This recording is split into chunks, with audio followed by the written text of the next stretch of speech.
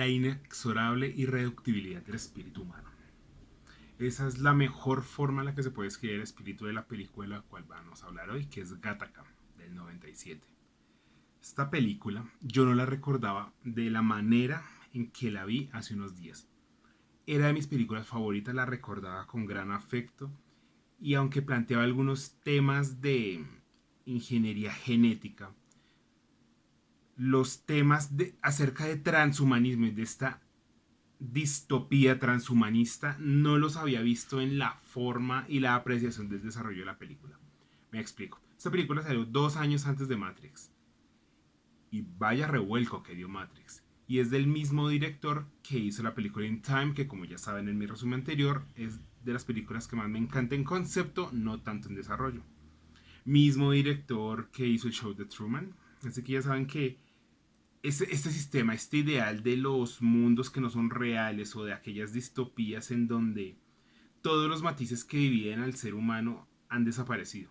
En In Time no habían racismos, no había sexismos, simplemente era a través de la capacidad económica que era el tiempo, divergía entre esas dos castas que se habían generado.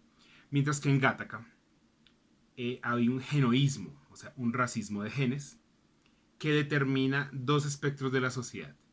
Uno que son los hijos de Dios, aquellos nacidos de forma natural y tradicional sin ninguna alteración genética, y los válidos, que son aquellos bendecidos genéticamente que han sido desarrollados in vitro y no tienen ninguna ruleta al azar al nivel genético.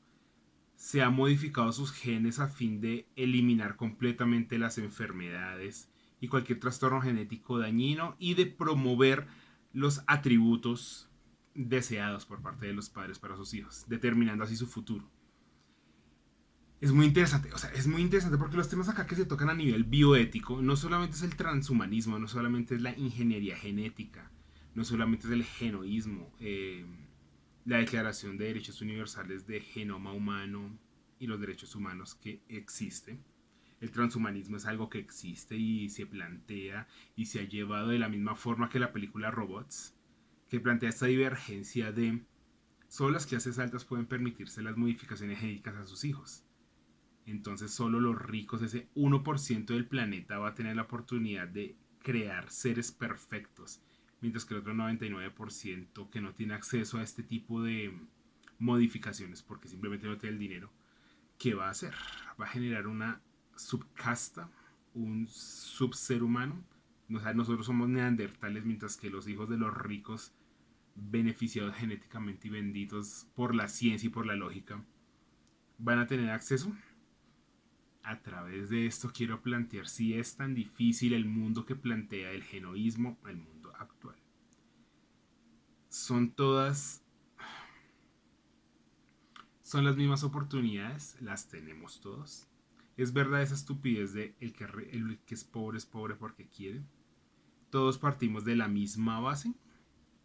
Hay un ejercicio muy interesante a nivel social, a los estudiantes se les hace bastante, que los ponen a todos en una línea de fondo y les dicen que en un paso dependiendo de sus condiciones. Entonces en la línea de fondo comienzan las 10 personas. Entonces, si tienen ambos padres, den un paso al frente. Si son blancos, den otro paso al frente. Si nacieron en el primer mundo, den otro paso al frente. El grupo de 10 personas se va distanciando con respecto a las condiciones de vida que han tenido que tener. A lo último, dejan un billete al frente y dice, en ese momento todos tienen la misma oportunidad de tener ese billete. Claramente es mentira. El de atrás tiene que recorrer 10 metros, los de adelante tienen que recorrer muchos menos metros. Esta es la falacia de la meritocracia, esta es la falsedad del echaleganismo, del todo es posible. Es este tipo de cosas, las condiciones sociales superditan nuestra capacidad de poder acceder. No con eso estoy diciendo que pues el que nació pobre va a morir pobre, pero la condición económica sí es determinante en muchos aspectos, sobre todo para los grandes porcentajes. El 8% es el porcentaje de movilidad social en Latinoamérica. De 100 empresas, solo el 8% va a sobrevivir. Simple. 92 personas van a perder su capital, aun cuando muchas de esas eran la totalidad del capital que tenían. Es por eso que esa tontería en Latinoamérica no aplica. Esa tontería aplica en la clase media americana. Aún así que estamos hablando de las economías de los 60 y de los 80, no estamos hablando de la economía post caída del muro de Berlín, post 11 de septiembre y ahora post pandemia. Son situaciones muy interesantes de analizar, pero eso se trata de la película de Gattaca. El análisis bioético del que se puede abordar esta película, ese sí no es más atrayente, porque la gran pregunta es ¿qué nos hace humanos? Si a usted le... Bueno, primero tomemos en cuenta qué es el alma, qué es la esencia del ser humano. Si a una persona le trasplantan el corazón, ¿sigue siendo la misma persona? Los testigos de Jehová no admiten transfusiones de sangre, por ejemplo. Pero en ello está la esencia del ser humano. Si alguien pierde un brazo y le trasplantan, ¿sigue siendo humano? Sí. Si le trasplantan el corazón, ¿sigue siendo el mismo? Sí. El rostro, sí. ¿Han habido trasplantes de cabeza en este punto del siglo XXI, año 2022? Sí. ¿Ha modificado eso la esencia del ser, lo que son? Porque entonces si físicamente tenemos que determinar el lugar donde está el alma y lo que nos hace persona, estaría en el cerebro, en la bioquímica de nuestros receptores, nuestros bioreceptores y de nuestras percepciones sensoriales. Entonces lo que somos está en nuestro cerebro, pero es un asunto biológico, son nuestras neuronas y nuestros genes lo que determinan quiénes somos, o dentro de esta cabeza que aunque sea trasplantada a otro cuerpo sigue siendo la misma persona. Hay un alma, una sustancia inmaterial que es lo que hace el ser humano ser humano. Eso es lo que plantea este tipo de cosas, este tipo de divergencias transhumanistas y análisis bioéticos que se pueden sustraer de él, porque esta distopía, esta utopía, es muy cerrada, no muestra cómo funciona toda la sociedad. Dos hechos que podemos ver, dos comparaciones más bien. Es Un Mundo Feliz de Aldous Huxley, es el libro como equivalente a 1984, el control de una sociedad de control, una a través del dolor y del gran hermano como 84 y otra a través del soma y del extremo placer como Huxley. En el mundo de Huxley, de Un Mundo Feliz, la sociedad crea niños en fábricas, toma los genes y a partir de un óvulo determina la creación de distintas especies humanas. Es decir, un solo óvulo en condiciones ideales va a generar a un tipo de persona AA, que va a ser genéticamente perfecta y está diseñada para ser líder y para obtener los cargos más altos. Y después siguen los A, los beta, los gamma, los epsilon. Cada rango que baja el óvulo se va dividiendo. Los epsilon, que son aquellos que se dedican a las tareas más bajas que nadie quiere hacer, salen de un óvulo, pueden salir 64 individuos. Y los hacen adrede más tontos para que no se rebelen. Y sus condiciones de desarrollo son diferentes. Como son hechos en fábricas, sus fetos cuando se encuentran en los tubos los someten a condiciones climáticas térmicas de equilibrio a fin de que su desarrollo a partir de cuando nacen tengan tendencia, digamos, los colocan en alturas y les dan mucho movimiento a los tubos de ensayo donde están los fetos para que puedan trabajar en altura limpiando las ventanas de los virus por fuera. Este tipo de ingeniería genética y de manipulación del ser humano es similar a lo que ocurre en la película de Gattaca. Y pues claramente tienes un libro, tiene mucho más espacio para explicarlo. El libro explica cómo funciona toda la sociedad.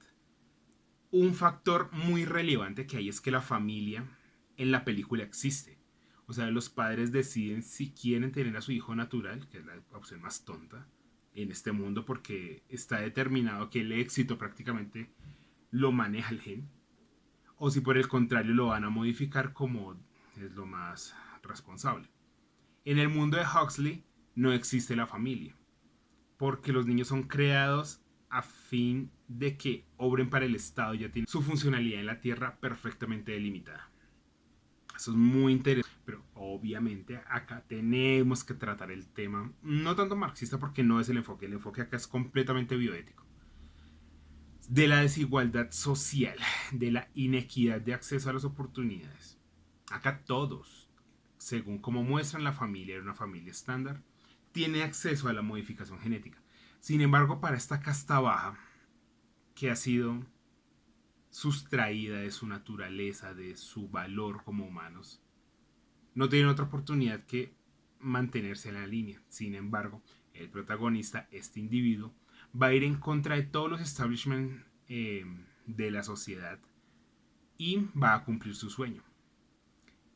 ¿Cómo puede un individuo que ha nacido sin la suerte de nacer con dinero? Porque acá podemos hablar de genes, en la sociedad actual podemos hablar simplemente de la capacidad adquisitiva. El acceso a las oportunidades es lo que quiero hablar. Solamente los individuos más aptos tienen acceso a las mejores oportunidades. Y más aptos en esta sociedad de genes es los que han sido desarrollados, modificados genéticamente. En la sociedad actual simplemente las familias que tienen dinero. El que me quiere decir que alguien salido de colegio público de un país tercermundista tiene las mismas oportunidades de éxito que alguien nacido en la Europa de clase media es un completo estúpido. No hay otra forma de decirlo. No solamente es estúpido, sino que se engaña a sí mismo. Claramente alguien así tiene que ser ultra religioso o ser una niña papa. Solo esos son los niveles lógicos de estupidez que pueden entender eso. O terraplanista o antivacunas. Claramente. Bien, ahora, ya, después de estos 10 minuticos de apasionante análisis. ¿Qué es Gattaca? Gattaca tiene ese aire noir, ese aire de novela negra, novela policíaca. De hecho, así lo quiso plantear el director. Claramente, Uma Thurman en este punto funge como la femme fatal, como la femme Nikita. La intriga implica asesinato y la investigación policial sobre un asesinato que hace que los policías se den cuenta que hay un no válido en las instalaciones de la Agencia Aeroespacial Gattaca. Razón por la cual la película se llama así. Y note la identidad oculta de ese no válido que a través de engaños ha logrado infiltrar el sistema para cumplir su sueño. Ahora, vamos al desarrollo. ¿Qué es la película? ¿De qué va la película? Este niño, que nació de forma natural, los padres desearon que fuera así, lo querían tener a la antigua. Cuando nació con miopía y con una afección cardíaca que determinaba que su tiempo de vida en la Tierra era de 30 años. A través del gen y el análisis se determinó cuántos eran los latidos que iba a tener, determinó 30 años. Los padres estaban devastados porque realmente no querían eso. Años después, la mujer volvió a quedar embarazada, fueron a donde el genetista y ellos solamente deseaban eliminar los defectos de salud, de la miopía y los defectos cardíacos. Pero el genetista les dijo que eligieran el niño a la carta, que puedan elegir sexo, color de ojos, habilidades, fortalezas, menos agresividad, menos daños psicológicos a través de los genes. Ellos decidieron finalmente hacerlo, por lo que se convirtió en su hijo favorito. El nombre Anton, que era el nombre del papá, se lo querían poner al primer hijo, pero al ver que tenía tantos daños genéticos, le pusieron Vincent y Anton se lo pusieron al segundo hijo. Partamos de acá que fue culpa de los papás. No fue algo que los niños hubieran elegido. Así que el daño fundamental del niño mayor hay que atribuírselo a la culpa de la estupidez de los padres. Casi como no querer vacunarlo. La analogía más perfecta que puede tener acá. Esta rivalidad entre hermanos los llevaba a una competencia. Acá la alusión del océano es muy importante. Porque igual que en In Time, ven el agua como ese eje liberador por su gran inmensidad y por su gran extensión. Ellos juegan el juego de la gallina, que es alejarse tanto de la orilla como sea posible hasta que uno por miedo se devuelva. Y pues el que queda es el ganador. Vincent, nuestro protagonista, el no válido, vence al joven bendito genéticamente. En el desarrollo, bueno, pues claramente al final vuelve a pasar lo mismo. Ese giro me encantó. Yo no lo recordaba para nada. Entonces Vincent, posterior a este triunfo, se da cuenta, o más bien desde que empezó a nadar, supo que la única forma de superar a los genéticamente benditos era hacerlo con el espíritu humano. No existe un gen del destino, no existe un gen del espíritu humano. Es la palabra, la voz en off que termina la película, indicándonos que no hay un destino trazado. Pero ¿cómo llega él a hacer esto? Claramente, ¿cómo puede un pobre vencer al sistema y coronarse? El capitalismo impide que alguien sea bueno y que llegue al éxito sin hacer 1000 cosas inmorales y 10.000 ilegales. Los ricos son ricos porque manejan de forma ilegal y de forma amoral sus negocios. ¿De dónde viene el capital originario? El capitalismo llegó chorreando lodo y sangre, dice el capital. Bueno, manifiesto. ¿De dónde viene el capital originario? El capital de América y inicialmente de Inglaterra y de España. La riqueza de Europa se hizo con el saqueo colonial de África y la americana de Latinoamérica. Por eso estas naciones son tan ricas y tan prósperas en este punto. ¿Dónde viene el capital originario de todas las primeras familias de los colonizadores que esclavizaban? ¿Por qué los ricos de ahora son ricos? No generan sus propias riquezas. El 94% de los ricos sigue siendo el mismo desde hace 200 años. Ese pequeño 6% son los Vincent de la historia que se han revelado a través de todo, contra toda probabilidad. Lo que no quiere decir que solamente el 6% de la población mundial se revela un porcentaje mucho más alto, sin embargo el porcentaje de movilidad es solamente ese. Entonces, esta intriga que implica asesinato, novela negra, la suplantación de identidades, que atrae a un oficial que va a investigar. Este joven, ¿cómo vence al sistema? Metiéndose con el mercado negro. Encuentra a un tipo que se dedica a suplantar identidades. Lo observa, lo analiza y determina cuál puede ser la persona que más le puede servir a su perfil. Resulta que hay otro joven, hay una persona que bendita genéticamente. Sus padres quisieron que fuera un nadador, entonces todos sus genes estaban adaptados para ser el mejor atleta. Había ganado muchas medallas de oro, hasta que un día ganó una de plata. Se derrumbó completamente porque si ha sido educado, si fue creado para ganar siempre las de oro, ¿cómo fue que tuvo una de plata? Plantean algo muy interesante porque el hermano, Anton, tiene un desarrollo y no triunfó en la vida. Porque Anton no triunfó y porque Vincent terminó ganando una de plata. Al tener tan seguro, al tener tan seguro el éxito, nunca se esforzaron, simplemente tenían que ser. Al solamente ser y no esforzarse, nunca desarrollaron una capacidad de ser algo más de lo que estaban predestinados a ser. Con lo cual, cualquier variable que no puedan manejar dentro de la ecuación los acaba. Al ganar esta medalla de plata, el nadador perdió la voluntad de vivir, se volvió alcohólico y quiso suicidarse. Se dejó, si no recuerdo mal, quedó al frente de un carro y lo estrelló a esperanza de que lo matara. Sin embargo, lo único que hizo fue dejarlo paralítico. Acá marcan los dos hilos de las dos castas que hay. Entonces están los benditos genéticamente, o como en el libro de Huxley serían los AA, y la casta baja que literalmente solo sirve para el mantenimiento de las oficinas y de la sociedad en general, como nuestro protagonista. El hombre del mercado negro lleva a Vincent a conocer a este nadador y ven que físicamente no se parece. A lo que llega el nivel de compromiso, porque él le dijo que si no estaba completamente comprometido y estaba perdiendo el tiempo. Tenía que ser más alto, con lo cual tuvo que romperle las piernas e instalarle pedazos de hueso para hacerlo crecer. Operación que existe realmente y que en Japón es muy popular, o cuando menos lo era hace unos años. Y color de ojos y cabello y todo. Algo muy interesante tanto del desarrollo de la película como de la funcionalidad de esta distopía es que al tratarse de eugenesia, de la determinación selectiva de los mejores genes para mejorar la sociedad, que eso se traduce la eugenesia, es muy relativo al sistema nazi, con lo cual todo lo que oferta este mundo, esta distopía transhumanista, son de hombres blancos, rubios, altos de ojos claros. Todo está muy limpio, todo está muy pulcro, similar al mundo que presenta la pésima película de Electra, de las primeras de Marvel. Es un mundo perfectamente matemático. Incluso la escalera que tiene el nadador en su casa es una espiral de un gen. Todo es determinado por los genes. Finalmente termina apareciéndose y el nadador le da muchas muestras de sangre, muestras de orina, muestras de cabello.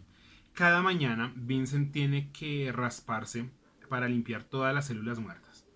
En este mundo, una célula, una pestaña, cualquier gota de sangre dictamina, es nuestro currículum vitae, nuestra hoja de vida. Toda la información está recluida en un gen. Incluso cuando está presentando la entrevista de trabajo para entrar a la Agencia Espacial Gattaca, dado que el sueño de Vincent era ser astronauta. Sin embargo, la Agencia Gattaca selecciona solamente los mejores individuos que hay en la sociedad, los más perfectos. Con lo que alguien con problemas de visión y de corazón no puede. Acá me acordé de una escena que me encantó, que era cuando estaban haciendo las pruebas físicas. Claramente estéticamente se ve y usando los genes de alguien apto puede parecerlo. Pero estaba presentando las pruebas atléticas y estaba corriendo y su corazón estaba acelerando. Tuvo que inventarse algo y salir para poder tener un ataque de asma y estar a punto de morir. Y acá me acuerdo de otro elemento. Cuando es... Bien, se presenta un asesinato dentro de las instalaciones de Gattaca. Vincent ya se ha infiltrado en la agencia y ya está haciendo todo el trámite para su viaje a la luna de Titán. Se presenta un asesinato, lo que genera la intervención de la policía. Dos agentes empiezan a investigar. Claramente empiezan a ver todas las hojas genéticas de todos aquellos que están ahí dentro para determinar cuál puede tener el porcentaje de violencia y cuál puede ser la persona que realizó el asesinato. En eso, el protagonista dejó caer una pestaña de él en una cornisa al lado de una ventana. El investigador la encontró y la ponen. Determinan, acá está el dato, y aparece que pertenece a un no válido, pero en las instalaciones de Gattaca todos son válidos. Y aparecía que era un no válido, sin padres registrados, sin familia registrada y mostraba el nombre. Vincent Eugene de Eugenesia. A este punto no habían mostrado, pues eran dos policías, no había nada especial en ellos. Pero acá me pareció muy interesante era por qué no tienen familia. ¿Qué pasó con la familia? Resulta que él fingió la muerte, ya como tenía un límite de vida hasta 30 años, similar a Sarah Connor en Terminator. Él fingió que ella había muerto. Los papás supusieron que había muerto y dejaron de importar. Pero contra toda probabilidad, él siguió vivo, igual que cuando Sarah Connor estuvo 3 años sobreviviendo al cáncer. Entonces ahí me dejó, ahí me había quedado ese datico que no había cogido a la primera vez. Había superado su expectativa de vida, está contra toda probabilidad, estaba superando las pruebas físicas. Y la entrevista era una gota de sangre. Él fue pensando que iban a haber preguntas, que iba a haber algún retroceso, pero no. Simplemente acá todo lo que es el ser se determina por un gen. Por una gota de sangre, con ello pueden determinar aptitudes, valores y todo. La idea de que esto sea real es estúpido. El mensaje de la película, el mensaje que se puede sustraer de todo esto es que el ser humano es demasiado complejo para ser reducido a un poco de información de unos genes. Gattaca está tomado de las partículas que forman las moléculas de ADN, de las espirales de ADN. En sí, ¿de qué trata esta película? Además de la inexorable irreductibilidad del espíritu humano. Se trata de la superación, pero muy al estilo capitalista americano. Muy al estilo de si tú puedes, tú lo vas a lograr. Claramente el protagonista lo logra pues porque está en el texto. Y con ayuda. Requirió de la mafia, requirió de un válido que hubiese caído en desgracia y dado que había caído en el alcoholismo no podía mantener la casa. Entonces con el pago que le daban de la agencia pagaba al mafioso que les había hecho la conexión y que les daba todo el aparataje burocrático para sobrevivir en esta falsedad. Y parte del pago pues iba para él. Porque el de la silla de ruedas lo hacía. Porque él quería que su nombre siguiera valiendo algo. Porque al haber ganado la plata y al estar inválido ya había dejado de ser un elemento útil para la sociedad. Y en esa sociedad cualquier cosa que no sea perfección eh, era menospreciada. Y él no quería eso, quería que su nombre se continuara haciendo. A mí es este elemento que me parece que la única forma en que alguien puede vencer el sistema y superar las condiciones que lo han superditado a la pobreza es a través de la ilegalidad. Como si no hubiese otra forma de sobrevivir en el capitalismo. De por sí, la ganancia, si un pobre monta una empresa, se va a dar cuenta que la riqueza solamente se obtiene mediante la explotación de la plusvalía de otros trabajadores. Con lo cual, así quiera ser muy buena gente, no va a poder serlo. Como en la película coreana de Parasite. Esta señora es amable porque es rica, los pobres no pueden darse el lujo de ser amables. Todos sabemos que eso es mentira, pero es un poco interesante la visión y la forma en que lo apropian. En esta agencia conoce a Uma Thurman, que hace el papel de la femme Nikita, que sabe que hay algo mal con él, pero se enamoran. Hacen un asuntico de arrancarse un cabello y entregárselo para que sepa todo de la persona, lo que vendría a ser como la máxima entrega de amor y pasión, porque pues con un cabello sabrían todo de la persona. Eso me pareció muy interesante del asunto de la relación y de la confianza. En un punto, de hecho, el protagonista se le cayó en los lentes y ella quería mostrarle uno de sus lugares favoritos, que era pasando la autopista. Y él tuvo que dar un salto de fe para pasar porque estaba sin los lentes de contacto, no podía ver los carros y aún así atravesó, respirando y confiando en la buena voluntad y en la suerte del mundo. El más que inteligente que tener un espíritu imbatible tenía era un optimismo absurdo, porque si botó a los carros podía haber muerto y aún así no le importó, todo por amor. Lo que hace que el desenlace sea un poquito estúpido. Porque uno pensaría, se va a quedar con Uma Thurman y no va a ir a cumplir su sueño de astronauta, porque finalmente lo que él quería era rebelarse contra el sistema de que los genes son el destino, porque no hay un gen que determine el destino humano. Pero él sí se va y deja a la mujer que va a otra misión espacial. Entonces, el amor no triunfó acá, acá era por el sueño, pero sin embargo no rompió el sistema, porque él va con varias muestras de sangre y va a seguir con este asunto de que los genes lo determinan todo. Se darán cuenta de él en el viaje y ya no lo podrán devolver. Pero va a seguir este eugenismo, este racismo. No hizo nada para romperlo. De hecho, la única forma con la que él pudo, además de manejar con toda la mafia, fue la ayuda de un técnico que al final de la película se da cuenta y le dice: los hombres no se lo sostienen, los hombres diestros no se lo sostienen con la mano izquierda, indicando que él desde antes ya sabía que él era un no válido. Sin embargo, le dice que sí le había hablado del hijo. El hijo tuvo problemas en el proceso y no salió tan perfecto. Entonces, él siendo un válido, tuvo un hijo no válido aun cuando cumplió con todas las especificidades del sistema. Por eso lo ayuda. Y lo pasa como si fuera válido. Y así él puede cumplir su sueño. O sea, tampoco fue que solo por su propia voluntad él logró superar sus condiciones de adversidad. Él requirió entrar en la ilegalidad, contratar mafiosos, encontrar a una persona que había caído en desgracia, que optó y decidió que quería que él continuara con su nombre y su legado, sino con la buena voluntad de una de las personas dentro del sistema. Si el científico hubiese estado afín a los ideales y no hubiese tenido el problema que tuvo con el hijo, lo habría denunciado. Con lo que todo el mensaje de esta película no tendría sentido, porque nunca cumplió su sueño. Entonces requirió de muchos factores de suerte, que no lo cogieron los carros. Suerte, fortuna, ingenio. Así que quizás la suerte pertenece al valiente. Querramos decirlo. En el proceso investigativo, el policía encuentra esta pestaña. Está buscando al no válido. Está haciendo toda la investigación y Uma Thurman sabe que hay algo, pero no sabe qué es. A lo último se da cuenta cuando rastrean el ADN y van a la mansión del nadador. Esa escena me encanta. El nadador, como es inválido, tiene que subir la escalera arrastrándose y fingir que está enfermo, pues es la excusa que tomó para no haber ido al trabajo del protagonista.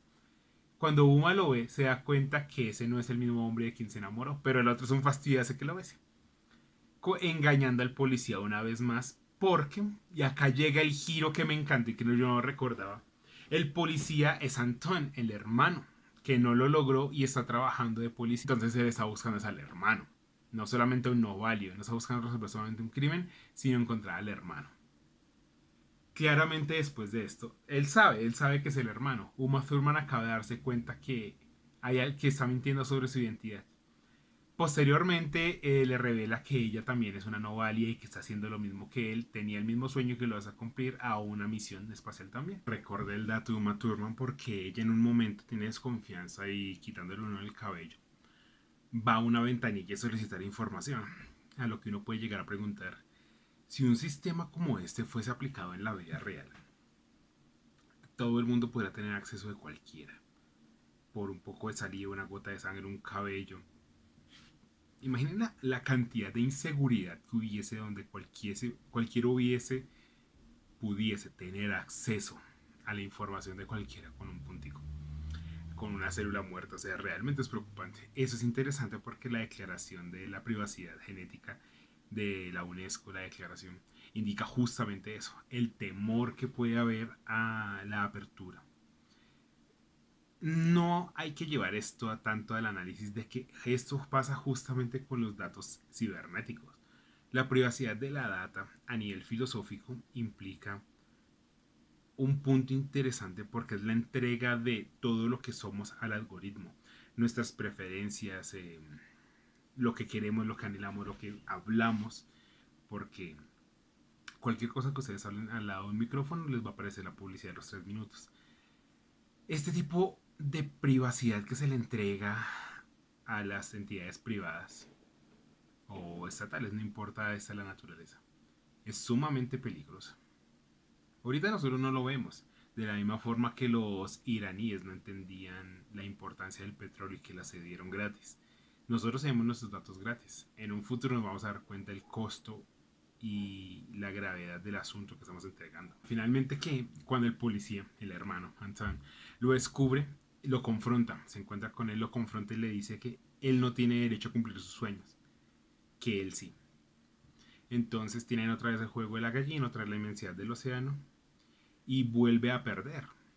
Entonces todavía Anton no entiende cómo es que siempre lo logra, cómo es que está cumpliendo su sueño, cómo es que aunque es un no válido y es genéticamente imperfecto lo sigue venciendo. Pero ahí es justamente el mensaje de la película, lo que intenta dar, es que no hay un gen para el espíritu humano, no hay un gen del destino. Y esto me hace recordar cuando la operación nazi entra a tierra soviética, que no tiene idea del valor del soldado Iván, que un solo soldado ruso podría darle guerra a un batallón completo hasta que se acabara la munición. Varios casos hay de esos, sobre todo en los episodios de Stalingrado. Pero hay un caso en particular, no me acuerdo los nombres, en que un solo soldado mantuvo a raya con una metralleta toda una división alemana hasta que literalmente se acabó todo. Los alemanes no estaban preparados para este nivel de espíritu humano, de encarnizada devoción a la madre patria, a la gran madre Rusia. Es muy parecido a lo que sucede acá. Como la casta alta puede comprender que la casta baja llegue a vencerlos en su propio juego. Finalmente la película termina con el misterio, el asesinato fue resuelto. Fue uno de los directores del proyecto espacial que asesinó al director por temor a que lo fuese a cancelar. Dado que solo tenían un parámetro de 8 días para cumplir la misión cada tantos años. Y acá hay dos cosas irónicas. Muchas cosas irónicas, de hecho. La primera, que aunque el nadador era genéticamente determinado a ganar, tuvo una de plata, porque nunca se esforzó. Que Antón, que era genéticamente privilegiado, no cumplió sus sueños porque jamás se esforzó. Que el técnico que lo ayudó al final, siendo un válido, tuvo un hijo no válido a pesar de que siguió todos los estigmas y todas las solicitudes y las convenciones sociales para que su hijo fuese un triunfador, no lo logró. Y el otro elemento era que el asesino fue el director, y el director decía que en sus genes estaba eliminado todo gen de violencia, y aún así generó un asesinato. O era un psicópata, a través de sus genes, un psicópata, lo que indica que el asesinato no puede ser modificado a través de los genes, ni tampoco determinado a través de una IA como de otra película que no me acuerdo, que adivina los crímenes a través de los genes. Acá nos da un dilema moral de la perfección, una hipocresía. Porque de la misma forma que en el libro de Huxley, eh, nos muestra una sociedad feliz, una sociedad que funciona correctamente. Sin embargo, a través de esos 4 punticos que acaba de dar, se muestra que no es verdad. Hay una exasperación, hay un nivel de descontento tanto por los benditos, porque tienen la presión de que tienen que ser perfectos y por ello no se esfuerzan y cuando no sucede se ponen tristes y se suicidan, que ese es el final del nadador. Justamente él se coloca en el incinerador de basuras en el momento que la nave espacial arranca y él se suicida con sus medallas de oro, mientras que nuestra protagonista cumple sus sueños, Uma Thurman cumple los sueños de ella y él entonces queda en la Tierra. Así termina. El final es un poquito tonto porque yo dije, bueno, Él ya rompió, ya superó, está en el pasillo hacia sus sueños, ya rompió el sistema, ya venció el sistema. Podía volverse por amor y decir lo logré. Pero no, siguió y sin romper el esquema racista de genes. Como todo, de la misma forma que Instagram, si un Instagram es muy feliz solo muestra viajes y lujos es porque es supremamente endeudado y triste. Si una pareja sube demasiadas fotos de ellos, porque está en la miseria. Entonces, toda esta sociedad tan pulcra de relaciones tan corteses, de que todo funciona tan matemático, oculta bajo ella a un Dr. Jekyll y Mr. Hyde. Detrás de esta sociedad isabelina se oculta todo lo más escabroso de la sociedad de Londres. Podemos ver que el esfuerzo personal y el aprendizaje y todo lo que hace un ser humano no es relevante en este mundo, sino solamente está determinado por los genes que los padres quisieron que tuviera al principio. Entonces esta ciencia, esta ingeniería genética aplicada, presenta el dilema, ahora sí el dilema bioético, el dilema transhumanista. ¿Podemos ser nosotros mismos dioses? Aun cuando tuviésemos la seguridad de que esa modificación genética no afecta a futuro. ¿Deberíamos hacerlo?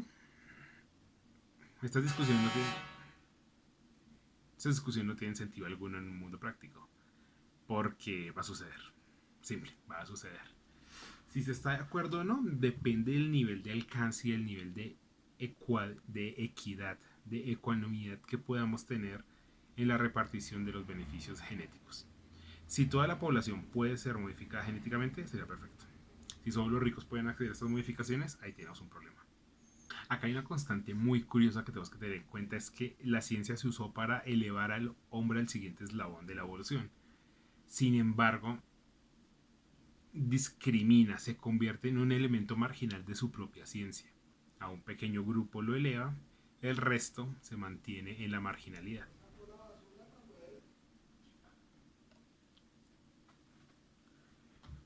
Bueno, finalmente, para mí me parece que es una de las obras.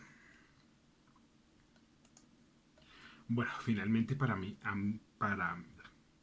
bueno, finalmente a mí me parece que esa es una de las mejores obras para analizar lo que podría suceder en una sociedad de, de eugenesia, donde la ingeniería genética determine. Vamos para allá. O sea, lo bonito de estas distopías es que vamos para allá. No son cosas que, sobre todo por la ambientación, esto podría suceder en cualquier momento, en 100 años menos. Pero lo interesante es que va a suceder. Entonces, aunque no tiene la punk que puede tener como Ghost in the Shell, que maneja otros elementos sobre el alma humana, sobre qué es ser humano y sobre el transhumanismo y la modificación de ingeniería genética y corporal, sí plantea el hecho de que es una sociedad a la que vamos. Y el ser humano no ha evolucionado a la misma velocidad que la tecnología. Ese dilema bioético es el mayor análisis que se puede hacer sobre ese tipo de obras, de este tipo de películas. No sé en cuánto me va a quedar este video después de editarlo. Así que, sin más voy a decir muchas gracias, buenas noches. Si llegaron hasta acá, ya saben, like, subscribe, compártanlo y colaboren a engañar al algoritmo. Si reaccionan esto los primeros minutos sería genial. No es más, los dejo aquí. Seguimos en el live en Instagram. No creo que me esté dejando subirlos al canal por la hora. Pero pues en el podcast estamos hablando. Voy a hablar sobre el libro de Aldous Huxley. Haré un video posteriormente a ese. Y volveremos con los libros de Stephen Pressfield,